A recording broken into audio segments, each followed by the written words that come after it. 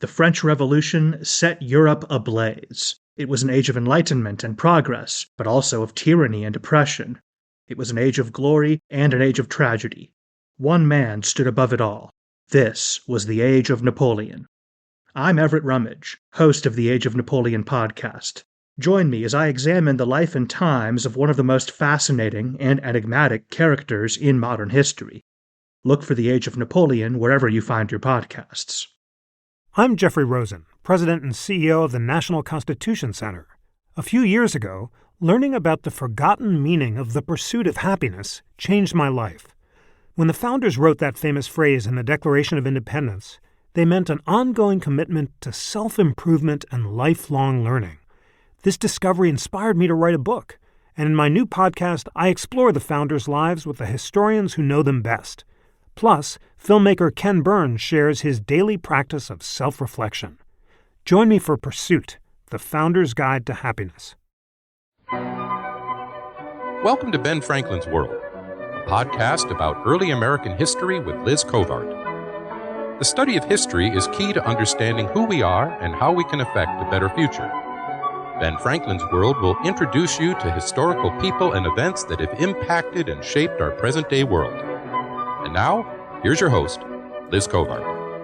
Hello, and welcome to episode 67 of Ben Franklin's World, the podcast dedicated to helping you learn more about how the people and events of our early American past have shaped the present-day world we live in. Happy Groundhog's Day! If you're like me and you live in a region with cold temperatures, you're probably wondering when winter will end. But I wouldn't rely too much on what Punxsutawney Phil has to say. During my last year at Penn State, I convinced a couple of friends that we should wake up at 2 or 3 in the morning and drive the 2 hours out to Punxsutawney so that we could witness the Groundhog's Day festivities from a top gobbler's knob. About 30 or 40 minutes before we saw Phil, the organizers of the event launched fireworks. Then they turned on these bright stage lights and brought out Phil. I have no idea how Phil avoided seeing his shadow. Regardless of whether or not we have more winter forecasted for us today, I can promise you that today's episode will put you in a spring state of mind. Today, we will explore the early American histories of California and Hawaii. Our guide for this exploration, John Ryan Fisher, author of Cattle Colonialism, an environmental history of the conquest of California and Hawaii. During our exploration, Ryan reveals what environmental history is and what it can teach us about the past. Native American culture in both California and Hawaii before and after European contact, and how both the landscapes and Native Americans in California and Hawaii responded to the European introduction of Spanish longhorn cattle. But first, if you have joined the Ben Franklin's World listener community on Facebook, thank you. I can honestly say that you make my days more enjoyable. I really enjoy our daily conversations and how our interactions have provided us with a way to get to know each other better. If you would like to join in on the fun, text BFWorld to 33444 or visit benfranklinsworld.com and click on the big orange Join Now button on the right-hand sidebar. Are you ready to visit California and Hawaii and learn more about their early American past? Allow me to introduce you to our guest historian. With tidings and wisdom to share about our early American past, here is this week's special guest. Our guest is a visiting professor of history at the University of Wisconsin, River Falls. His research interests include environmental history, U.S. colonial history, and borderlands history. He has just published his first book, Cattle Colonialism, an environmental conquest of California and Hawaii. Welcome to Ben Franklin's World, John Ryan Fisher. Thanks, Liz. Thanks for having me on. Ryan, I'm intrigued by your research interests. When most historians say that they're interested in U.S. colonial history, they mean that they're interested in the 13 colonies. However, you are curious about a different type of colonial history. Would you tell us how you came to study the colonial history of California and Hawaii? I actually made the decision to start Chapter 1 in 1776 I picked that date. It wasn't necessarily the most obvious starting point, but I thought it reinforced that this is the greater North American context of what we often think of when we think about the American colonies. So yeah, I got very interested in California and Hawaii. Really started as an undergrad, and I really got interested in them as an outsider, which as an environmental historian, I don't know if I would recommend. I think being familiar with a landscape, it gives you a sort of advantage. It doesn't hurt to know the environment you're talking about. But I grew up in the Midwest. I had never been to California when I first started researching California, but something about it fascinated me. It has such an interesting history of environmental change and such a diversity of peoples. And that interaction of culture and environmental change really fascinated me. So I logged on to California as an undergrad, wrote my senior thesis about it, decided to go to graduate school in California. The first time I got to California was I was looking for housing as a graduate student. And then when I was in California, I had never been to Hawaii, but I got interested in Hawaii. And I was looking for a topic about California environmental history. And I read about ranching in Hawaii and how cattle from California had gone over to Hawaii and established the ranching industry there. And people who live in Hawaii know that there's a ranching industry in Hawaii and know that it has this rich history. The Hawaiian cowboys, or paniolo, are a big part of Hawaiian culture. And once I started to research it, I met people. Someone I knew since I was a child, her father actually was a paniolo. So people are very aware of that world, but it was something that surprised me as someone who had never been to Hawaii, that there was this ranching industry and this cattle culture. So I got fascinated in that. I was also interested in the idea of introduced species. I was in a really great program funded by the National Science Foundation about introduced species. So cattle in California and Hawaii seemed like a great way to explore that topic, to learn about new places, and to look at an area of colonial history that maybe doesn't get as much focus as it should. It's funny, having grown up in New England, people in New England are fascinated by California, but it's mostly because they envision it as a place with like the perfect weather where it never snows and the temperature is always great. But Hawaii, I'd never imagined cattle. I stereotypically imagine the pig at the pig roast. Yeah, and I think we have a very tourist-centric view of Hawaii. I think even people who go to Hawaii as tourists might not see the cattle industry, even though when you start looking for it, it's everywhere. But you can visit Hawaii, I think, without really thinking about the cattle industry there, because it's not part of our sort of public imagination of Hawaii. Before we look at the cattle culture in California and Hawaii and their early American history, you mentioned earlier that you're an environmental historian. This is our first episode about environmental history. Would you tell us what environmental historians study? Sure. It's a big responsibility to be the spokesperson for environmental history. But basically, environmental history is incorporating what we would consider to be natural processes into the historical narrative. So looking at how people affect landscapes, soils, animals, climate, and how all those things affect people, I think is the most basic way of defining environmental history. Okay, now let's turn to those landscapes. What did the landscapes and societies of both California and Hawaii look like before Europeans arrived? And when did Europeans arrive? What is the time period we're talking about here when we examine this question? Well, California was extremely diverse, both in its landscapes and in its people before Europeans arrived. You have the Sierra Nevada mountains, very tall mountains that usually, when there's not a horrible drought, have thick snowpacks. You have the Central Valley, which is extremely flat, has good soils, but maybe not enough water. You have the coastal mountains, you have deserts. There's a lot of different environments. And perhaps because of that, there are also a lot of different indigenous people who settle in California. There are 7 different language families spoken in California before Europeans arrived. That's out of 10 or a dozen total in North America. And you had hundreds of different languages, hundreds of different peoples, really. Overall population of about 300,000, which is a very dense population, especially considering that they didn't practice agriculture. A lot of people were living by gathering acorns, also a lot of hunting and fishing going on there.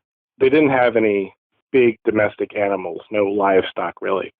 And then in Hawaii, you have a slightly different situation where you have a more unified culture. Polynesians migrate to Hawaii about 1,500 years ago, and they set up an agricultural regime that they bring with them, with taro or kalo in Hawaiian as a staple crop. They also bring Polynesian pigs, so they do have a bit more livestock experience. And each island sort of has its own set of chiefly rulers before Europeans arrive. The Spanish claimed California for a long time, going back to the establishment of New Spain, which is basically Mexico today. They claim it for a very long time, but they don't really establish a colony until 1769. And they do that because they're worried about other European powers moving into California, the British especially, and the Russians. And so they established a set of missions in 1769. Hawaii has its first recorded encounter with Europeans in 1778 with Captain Cook, the British explorer. And that begins a process of contact and change there. What attracted the English to Hawaii and the Russians and Spanish to California? California, it's interesting. There isn't a lot initially to bring people to California. That's sort of why it takes the Spanish so long to establish a colony there. There are some furs, which are what's really attracting the Russians. And then the Spanish are really just there to counter the Russians. So the Spanish are claiming this land for, some sort of hopeful future use, but they don't have a lot of direct ideas about what they're going to do with it other than convert the Indians, which I guess is the other big attraction for the Spanish, is that there are souls that they can convert. Hawaii, the big attraction of Hawaii is where it is. It's right in the middle of the Pacific Ocean, the North Pacific, and it is sort of midway between North America and Asia, and it's sort of a perfect place to stop for provisions, eventually for refueling, but that's not really an issue in the age of sail. But I think that's what, when Captain Cook sees these islands, I think that's what he immediately latches onto as their value, is that this is a place where the British can extend their control of the Pacific by having a friendly place to stop and get provisions for their ships that are going to be increasingly operating there. Is the need for provisions why both the Spanish and the English wish to colonize Hawaii and California respectively with animals? Yeah, that's an important thing. That's an important use initially of the cattle, is that they provide beef. And beef is a familiar food for Europeans, a sort of staple meat for Europeans.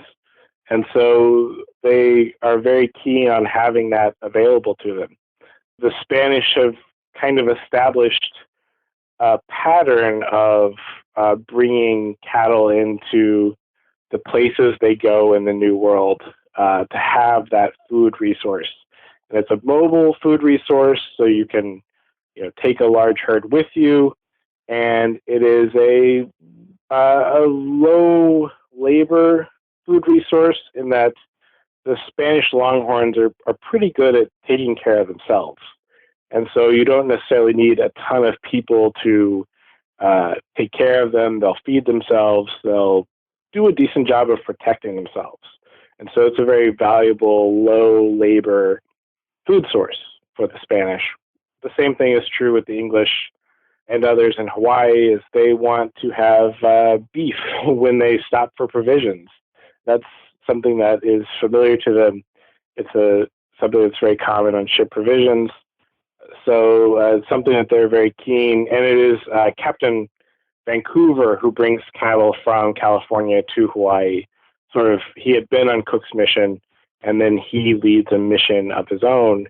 He sort of has that in mind. He's very keen on it. If you read his journals, having cattle in Hawaii as a resource for other sailors, mostly English in his mind. You mentioned that the cattle are hardy, that they're able to survive in these different environments and fend and take care of themselves. Did these Europeans ever try to introduce other animals, or was it just principally these Texas or Spanish longhorn cattle? They introduced a lot of different animals. Sheep are another valuable animal for them. Pigs. Cook actually tries to introduce pigs to Hawaii, even though the Hawaiians already have pigs, which I think says something about the European mindset. Our pigs are the best pigs, and you should try our pigs. Goats, all these different animals are really part of the process. None of those animals yields quite as much meat as cattle, and none of them are quite as good, other than pigs maybe, none of them are quite as good at taking care of themselves as cattle. Sheep especially are going to require a lot more attention. In California, the bears are going to go after sheep. They're a little bit more reluctant to go after these Spanish longhorns with these giant weapons on their heads. The other animal that they introduced that's very important is the horse, which is more important for transportation, of course, and also for managing the cattle. So that is going to be a big part of their colonial efforts as well. We've spoken with many historians who have told us all about how the presence of Europeans altered indigenous society. What role did the cattle play in altering the indigenous societies of California and Hawaii? They played a lot of different roles. First of all, there is an environmental impact of the cattle. The cattle they graze, so they're going to be eating a lot of the vegetation throughout these places. They also bring with them invasive plant species. They end up sort of replacing the native plants with plants that are more useful to them. So they'll eat the native plants, and then with them in their feed or stuck to them somewhere will be seeds of wild oats in California, for instance. And those plants are more evolved to these sort of grazing regimes, and they'll spread very quickly when cattle are introduced. So they're changing the environments, which means that Indians are going to have to adapt to that in California. In Hawaii, you have the additional problem that they're eating the native Hawaiians' crops. They'll go into the fields and just start eating everything and trampling everything. And so that's another way that the cattle impact their subsistence. There's also cultural transformations that come when the cattle are brought in. The Spanish, their style of colonialism really depends on the institution of the mission and bringing Indians into the mission, teaching them about Christianity, changing their lifestyles, really. It's not just a conversion, a religious conversion process. It is changing your entire way of life, the way Spanish see it. They want the Indians to adopt a more Western lifestyle. They see that as part and parcel of Christianity. So a lot of the Indians in California within the mission system are going to become cattlemen. They're going to have to take care of the cattle as part of the civilizing process. So that's another way in which cattle change their lives, is it becomes part of their work. And you have something a little similar in Hawaii, in that the Hawaiians very quickly begin to engage in selling beef to different sailors. They are quick to take up what Vancouver had imagined as Hawaii as this restocking station where sailors can buy beef. And so Hawaiians, not only are they trying to prevent cattle from eating all their crops or from chasing them around, which we actually have a lot of stories of. But they're also beginning to manage the cattle, take care of the cattle, and round up the cattle to slaughter and sell the beef. Did the Native Americans, either the Native Californians, the Californios, or in Hawaii, try to resist these animals, or did they just adapt them into their lives? It's really interesting to me, actually, that they don't do a lot to resist them. In California, we do have stories of Indians killing cattle, and I think that they were very quick to see that the Spanish depend on cattle for food, and that, if they could kill this resource, maybe they can chase the Spanish out. But for whatever reason, maybe there's too many cattle, or maybe I suspect they see some potential in these animals, that these are animals that could be useful to them. They don't do a lot of that. They don't target cattle that much. And they're more likely to steal cattle than to kill them. And likewise, in Hawaii, you have very quickly the Native Hawaiians deciding that this is a resource they can use. Something that happens between the visit of Captain Cook in 1778 and the visit of Captain Vancouver in 1793 is that a Hawaiian chief rises up and unites the islands under a single regime, and that's Kamehameha. And Kamehameha becomes the king of Hawaii, the United Islands. He begins to create a sovereign government, and as the sovereign leader, he has a lot of power over what's going to happen with these animals. And he decides to put a kapu, which is the Hawaiian version of a taboo, on killing the cattle. So Hawaiians are not allowed to kill cattle without very explicit permissions. And that lasts until the early 1800s. And they seem to abide by that. They choose not to because, I argue, because they see it as a valuable resource. Did the Hawaiian kapu lead to overpopulation of cattle? There seems to be some evidence that it did. The numbers seem to rise very quickly. There's not a formal census. There actually aren't a ton of sources on Hawaii for the first couple of decades. The Hawaiians don't have a written language, and the visitors of Hawaii aren't writing a lot about it other than a few select travel accounts. So we don't have great data here, but it seems by the early 1800s there are thousands of cattle, which is surprising because the original population is about 4. There are thousands, and they seem to be becoming more and more of a nuisance to the commoners who are worried about their crops. So I think there is good evidence that there is an overpopulation there, which is exacerbating these environmental changes and exacerbating the impact on a lot of the native Hawaiian planters.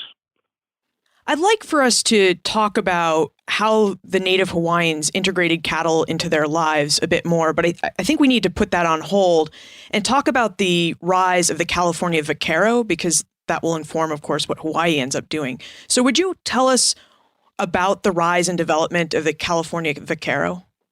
So vaquero is the Spanish word for cowboy, but the word has come to really take on a very specific meaning, referring to Mexican cowboys. This is the Mexican cattle culture. As the Spanish arrive in Mexico, they bring cattle with them, and cattle become an important economic resource in Mexico. So there is this whole vaquero tradition that exists before the Spanish colonized California. And when they get to California, they bring that with them. And so I talked earlier about how the Indians are learning to take care of cattle in the missions, that is really the process of them learning this job, becoming vaqueros. So it's really the Indians in California, and specifically the mission Indians, who are doing most of the cowboy work in California. And this involves very skilled riding of horses as you're chasing down cattle, and it also involves learning the lasso, and being able to lasso cattle. All those sort of rodeo activities are taught to the Indians in the missions, and they seem to take to it really well.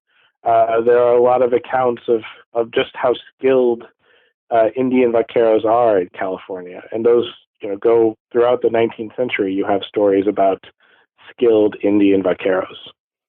How do the vaqueros differ from like the John Wayne type cowboys we picture in the American West and Southwest? That's an interesting question. I think really the biggest difference is racial. The vaqueros are Mexican, they're mestizo, they're Indian, and as the sort of cowboy myth develops, there is a big emphasis on differentiating the Anglo-Saxon sort of frontier hero of the cowboy from these other racial groups. So in Buffalo Bill's Wild West show, they make a very clear distinction between cowboys and vaqueros. And there are some slight differences in dress, in style, but I think really the key difference is how these jobs get racially constructed. So their jobs are basically the same. They're just racial categories in some ways. Yeah, they're rounding up cattle and bringing them to get branded or slaughtered. That's pretty much what they do in both cases. I guess the sort of prototypical cowboy, the one thing you can add is the cattle drive, which is a more of a later phenomenon. But for the most part, they're doing very similar work. In Cattle Colonialism, Ryan discusses how the California vaqueros influenced the development of the Hawaiian Paniolos or Hawaiian cowboys. Ryan, would you tell us about that development and influence? And perhaps you could do it by sharing the story of Joaquin Armas. So this is something that very much comes from the Native Hawaiians. And there's a lot of indigenous agency in this story that I think is really fascinating.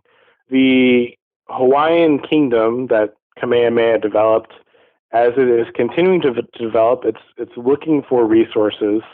It's entering into global capitalism, and it's trying to stay afloat by selling what it can. And the leaders in Hawaii really decide to focus on cattle as a marketable resource.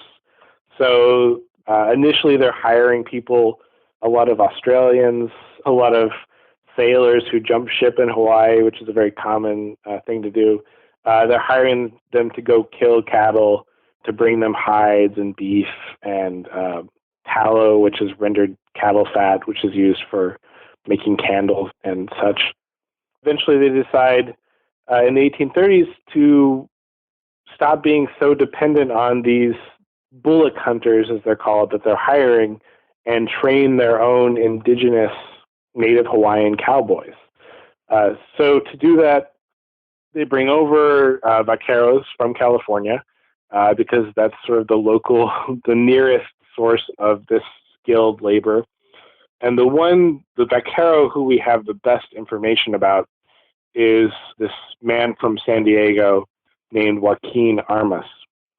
We have a lot of information because he ends up feeling like he got cheated by the Hawaiian government. And so he files a series of grievances, which is great for me because I can read all these grievances and read about the work he was doing. Clearly he's biased, but you can read between the lines and get an idea of how this worked. So basically what he does is he goes to the plains of Waimea, which is the biggest sort of ranching area. It's on the Big Island in Hawaii. It's a large grassland on the side of the mountain of Mauna Kea, the volcano of Mauna Kea. And he goes there and he rounds up cattle, collects the hides and tallow and beef for sale, but he has a bunch of Native Hawaiian assistants. And as he works, he trains these assistants. The Native Hawaiians call him a Paniolo, which is a Hawaiianization of Espanol. So it's referring to his Spanishness, his Spanish heritage. But eventually that becomes sort of the catch-all term for Hawaiian cowboys. And this group of Native Hawaiians that Joaquin Armas is training, we have a few other of these vaqueros who are training them as well. They also become extremely skilled, and they make their own a few tweaks, a few adaptations to make the equipment and the style of cowboying work in Hawaii. And they create this cultural tradition and this heritage. And they also give the native Hawaiians an indigenous form of labor to manage the resource. Another fascinating aspect of this cattle culture that Ryan discusses in Cattle Colonialism is the rise of the hide and tallow trades in both California and Hawaii. Ryan, would you tell us about that trade and when it started? So hides are useful as, the basic source of leather goods. Tallow, which is the rendered fat, like I mentioned, can be used to make candles. And there's actually a really big market for these candles in the silver mines of Peru because, they're going into the dark mining tunnels, and so they need candles. So both of these goods are valuable and becoming increasingly valuable as we get into the 18 teens. The other thing that's happening in the 18 teens is there are a wave of wars of independence as the Latin American nations break away from Spain. And when that happens, Mexico, for instance, becomes an independent nation in 1821, and that takes it out of Spanish trade restrictions, which allows them to sell hides and tallow on the global market without any restrictions on who they can sell to and what prices they can sell at. And one of the big sources of hides and tallow is in California, where you have all these cattle who have been herded in the missions, and their populations have grown over the years. So in 1821, actually, right as Mexico becomes independent, immediately you have English and American firms rushing into California and starting trade operations to sell hides and tallow, take the tallow off to Peru, take the hides to England and New England for leather working. So this becomes the dominant trade in California by the 1820s. And then it sort of makes its way into Hawaii as well. There are cattle in Hawaii, as we've been talking about. And Hawaii is actually part of the basic circuit to California. As people sail to California, Hawaii is a natural stop because of the ocean currents, basically. And so why not load up on some more hides and tallow? So Hawaii also gets drawn into this trade by the late 1820s and especially by the 1830s. So in the 1830s, this is really the dominant good in the Pacific are these cattle products. You have a very famous account. I don't know if it's as famous today as it was in the 19th century, but Richard Henry Dana's 2 Years Before the Mast is this very high-selling travel narrative, sailing adventure book of a New England college student who decides to drop out and join a Pacific ship. And he gets involved in the hide and tallow trade. And so that helps to make this famous in the United States. It sounds like there was a gold rush in California before the actual gold rush. Only the gold in the 1820s was cattle. Yeah, California has a history of gold rushes, including the gold rush, but everything from hides and tallow might have been the first one, and then all the way up to Silicon Valley today. There's always a boom industry in California. When you mentioned that Hawaii was part of this cattle trade and sailing to California, that's because the ships have to go around Cape Horn, right, around the tip of South America. So the currents would just take them to Hawaii first. Right. There's sort of three major routes that people take to the Pacific, and Hawaii is a stop on all of them. So Hawaii, again, its position is perfect. If you're going from Europe or the East Coast of the United States to California or Oregon, you're probably going to go around Cape Horn, and you're probably going to stop in Hawaii after you've gone up north through the Pacific. Was there an environmental impact in California and Hawaii as the demand for cattle, hides, and tallow increased? Yeah, I think the cattle population is fluctuating a fair amount in both places, and the hide and tallow industry both increases the need to have a lot of cattle on hand, but it also increases the need to slaughter those cattle. In California, there are historians who argue that the missions basically transition to becoming ranchers, and they sort of lose interest in converting Indians, and they focus on entering into this international cattle economy. And so that's going to change their emphasis and increase the cattle population, increase the management of the cattle population.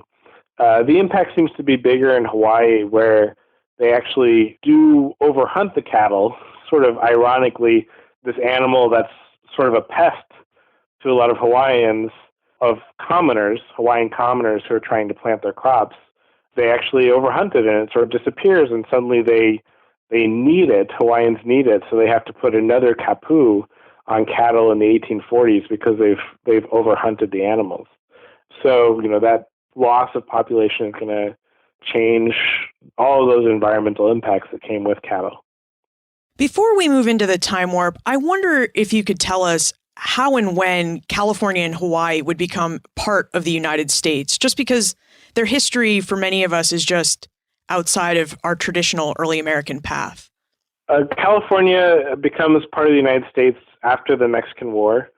So through the Treaty of Guadalupe Hidalgo that ends the Mexican War in 1848. And 1848 is also when the gold rush begins. So California enters the United States as this sort of big center of gold production. So the cattle industry becomes a bit secondary because of that. But really, it's caught up in that whole story of manifest destiny that people like President James K. Polk really see California as valuable and want to bring it into the United States, and they more or less manufacture a war in order to do that. Hawaii, the story is more complicated. There's more and more influence of American business, which I argue is prompted by the hide and tallow trade. A lot of the early American businesses are these hide and tallow firms.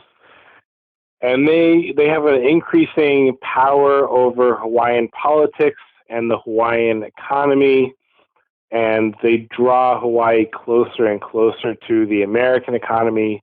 Eventually, Hawaii switches away from cattle products and focuses more on sugar production as the 19th century goes on, and these sugar producers who are mostly American begin to have more and more power.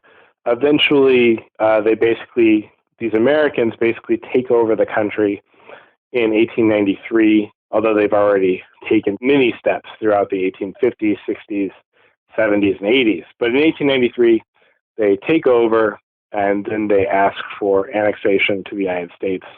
And then McKinley brings Hawaii in 1898. We get the Philippines and Puerto Rico. Might as well take Hawaii as well while we're at it. Let's transition to the time warp. This is the fun segment of the show where we ask you a hypothetical history question about what might have happened if something had occurred differently or if someone had acted differently.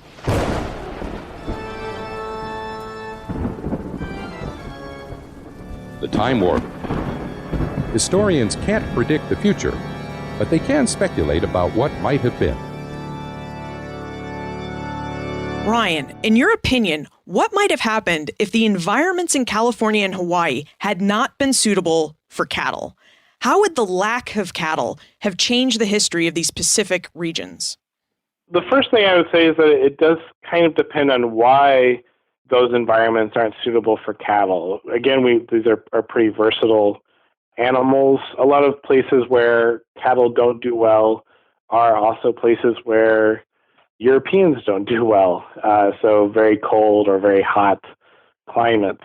So maybe if that were a factor, it would have restricted European colonialism in California and Hawaii. But to take the question, I think, most fairly, if we say that there's some predator or some parasite that keeps cattle out of those places, but everything else is sort of the same, you would have had some pretty significant changes. I think the Spanish would have had a hard time establishing themselves in California. There probably would have been missions because, again, it's mostly geopolitical, strategic reasons that bring the Spanish to California, but I don't think they would have done well. And maybe that leaves California up for grabs. Maybe the English or the Americans have more power there sooner. It might look more like Oregon, the Oregon Territory, and be more dominated by the fur trade. A really bold prediction would be to say that the Russians take California, and I don't think that's entirely ridiculous. The Russians might have seen an opportunity if there wasn't a Spanish presence. They do try to colonize California with Fort Ross, a very small operation, but maybe it would have been bigger without the Spanish presence. No matter what, though, I do feel like that things that are happening in the United States would still bring the U.S. to California in the 1840s, and you still would have some sort of U.S. takeover. And I don't know whether the indigenous people, I think in some ways the California Indians would be better off, and they wouldn't have had the same impacts that came with the Spanish missions, which caused massive depopulation through disease, but also probably through some poor conditions within the missions. So the California Indian population would have been larger, probably, and hardier when the United States arrived, but they also would have had less exposure to European diseases and European colonialism. So maybe that would have made them more vulnerable in some ways. And the California Indians really do, during the gold rush, take a horrible, horrible hit from Americans who basically just go out and slaughter them. And that might have happened no matter what. In Hawaii, I think things would have taken a real bad turn for the Hawaiian government in the 1830s. Again, this is when Hawaii, competing in global markets, they go to cattle because they have a lot of debt. Early on, they're selling a lot of sandalwood to European traders, and they mostly use up that economic resource. And so cattle is something they turn to in the 1820s and 1830s to keep up their payments to all these different foreign traders. And without cattle, I think maybe they would have had a lot of trouble. They might have defaulted, had to default on some of these debts. There are European colonial powers who like to use debt as an excuse to take over other regions. This is a strategy that France is very often using. You can't pay your debts, we're going to have to take you over and improve your governance. And so maybe a country like France or England would have grabbed Hawaii earlier, and maybe there wouldn't have been as big an American presence there. Maybe it wouldn't be a state today because of that. And I don't know, again, whether this is good or bad for the indigenous people, I think is an interesting question. They would have lost their sovereignty sooner, I'm arguing, speculatively. But under American colonialism, they lose a lot. They lose all their land, basically, or almost all their land. And maybe under French or English colonialism, they wouldn't have lost so much.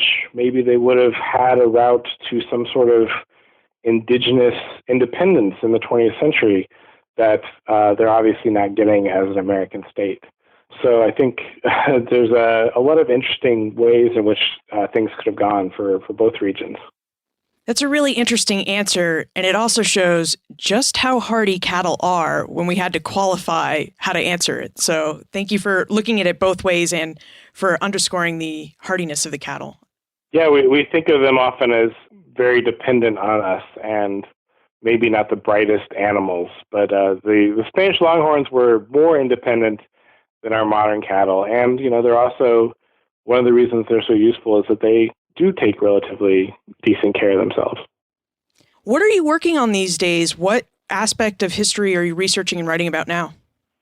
I've been working on a project on California Indians and getting into more detail as to how they respond to the arrival of the Spanish. But the project I'm really working on, the one that's my top priority right now, is actually a Midwestern project. I'm looking at the Sauk and Meskwaki Indians, who are more commonly known as the Sac and Fox Indians, and the environmental adaptations that they made through a series of migrations that they went through in the 1600s, 1700s, and 1800s. So they have to move from Michigan to Wisconsin to Illinois to Iowa and so on and so forth. And as they're moving, how do they adapt to that? What cultural changes, what strategic changes do they make in their societies? That's the question I'm really fascinated by right now. Where is the best place to look for more information about you, your work, and how we can get in contact with you if we still have questions about cattle colonialism? The University of Wisconsin River Falls History website is probably the best place to look. It's got a little bit of a bio, but it's got my email address, most importantly. I'm also on Twitter at Ryan Fisher 1050, and it's Fisher with a C. I don't tweet enough, though. I should tweet more. You should tweet more. I'm always on Twitter. I love Twitter. Yeah. Ryan, thank you so much for showing us these different aspects of early American history. We don't typically think of the Pacific region, and yet it has a very real early American history. So thank you for showing that to us. Well, thank you for having me. It was great. Wow. Who knew that cattle linked the early histories of California and Hawaii? I really enjoy learning about environmental history because it enlarges our view of the past. It reminds us that humans interacted with the land and that the land affected the ways that early American peoples lived and acted. Ryan's investigation of cattle culture in 18th and 19th century California and Hawaii illustrates this for us. Neither California nor Hawaii had cattle prior to their contact with Europeans. When Europeans brought cattle to both locations, native peoples had to figure out how to live with these new animals and how to take care of them. They also had to adapt their ways of life to compensate for the cattle, because the Spanish longhorns altered the landscapes of California and Hawaii. They introduced new plant species, and those species took hold and eliminated other indigenous plants. The European introduction of cattle changed the way that people in California and Hawaii interacted with the land. If you would like more information about Ryan, his book Cattle Colonialism, or if you'd like to contact Ryan, you should visit the show notes page for this episode, benfranklinsworld.com/067. If you love Ben Franklin's World and would like to find out how you can help support the show and its goal to restore history to the forefront of the public mind, you should text Support BF World to 33444 or visit benfranklinsworld.com/movement. These actions will get you more information about our crowdfunding campaign and the financial and non-financial ways that you can help support this podcast. Finally, how many states have you visited? Hawaii is one of the 9 states I have left to visit, and I'm really lucky because Tim and I are going to Hawaii in April. We're going to spend our vacation with a couple of our best friends on Kauai and Oahu. I love visiting different states in the United States because they're all a little bit different from each other. Even states in a cohesive region like New England are a bit different from each other, and some states are dramatically different from each other. I just love the cultural and environmental diversity of the United States, and I can't wait to check Hawaii off my list. Let me know how many states you have visited or which states are on your wish list to visit. Send an email to liz@benfranklinsworld.com, tweet me @LizCovart, or post a comment on the show notes page for this episode or in our listener community on Facebook. And remember, never leave till tomorrow that which you can do today.